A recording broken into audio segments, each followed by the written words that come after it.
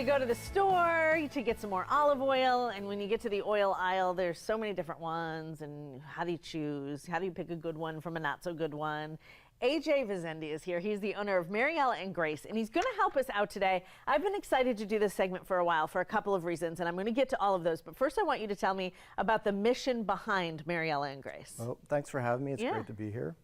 I started Mariella and Grace as kind of a dream of mine to bring high quality, fresh, extra virgin olive oil from my mother's hometown in Italy, so that people here could have it just as an Italian would in Italy. There's very few fresh options, high quality options here. Fast forward to today, and we've won several awards in Europe. It's kind of crazy to hear me say it. So we're doing really well, and people in Charlotte are enjoying it. Yeah, and here we are. A couple of things. There is a big difference between high quality olive oil and not so high quality olive oil. Huge difference. Yeah, what kinds of flavor things are we seeing between the two? Well, the flavor, I have to comment that I think very few people in America have actually tasted a fresh extra virgin olive oil. So the flavor is going to be brand new. They tend to be used to what we have available to us. But that would be the main. You'll actually smell the grass or smell the herbs within the flavor profile, whereas the olive oil you get at the grocery store, for the most part, it's almost it's very muted. There's also this thing that people in Italy know well that we don't necessarily know well here, that there's counterfeit extra virgin olive oil on the market in the world, right? Tell me, just really briefly, tell me about that. Well, anytime you can make money, someone's going to try to do that. do that. And this is still a thing, not only in Italy, but all over the globe. Because, again, of the olive oil IQ in the United States, it's not a bad thing. It's just that it's not built into our culture, for our food culture. It's an easier market to send counterfeit olive oil that may be cut with other oils, some cheaper oils. And they make a big profit off that. Tell me about the specific region where your mom is from and why the olive oil that comes from there is so flavorful and delicious. Okay. The region where my mother was born is actually named after my mother, Mariella and Grace, is Puglia. And we're actually in a sub-region on the northern end of Puglia, a region called Gargano, and the town is called Vieste. Now, Puglia makes the majority of Italy's olive oil. I think a close second is Calabria. So this is a very well-known traditional location for the production of olive oil. I'm going to arrive there in a few weeks for the next harvest, and I can tell you, just driving in the car with the windows down, you can smell olive oil because it's everywhere. There's olive trees everywhere. Amazing. Okay, you're going to give us some key things to look at when picking a quality olive oil. Now, extra virgin is a technical term, right? That's correct. What does that mean? So extra virgin is a category. There's several categories. You start on top with extra virgin, and then you have virgin, and then you have plain olive oil, and then underneath that, there's another category called lampata, lamp oil. So you don't want the lamp oil. You don't want to cook with lamp oil. Right. So it's the best high quality stuff at the very top. Right, and it's a technical term because there's some requirements that have to be met. So during production, it has to be below a certain temperature during the production. There can be no chemicals. But then also it gets sent to the laboratory.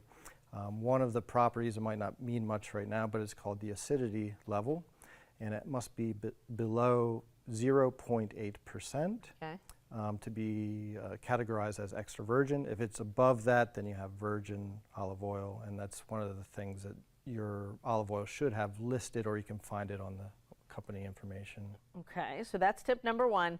You say if it's a clear bottle, you don't want it. You want it in a dark bottle. Don't even bother with the clear bottle. It's it makes me feel like they're not really serious about making olive oil, because light really speeds up the oxidation process of the olive oil, and it just becomes rancid. You say people tend to look at the best by date. You really want to look at the harvest date. Right.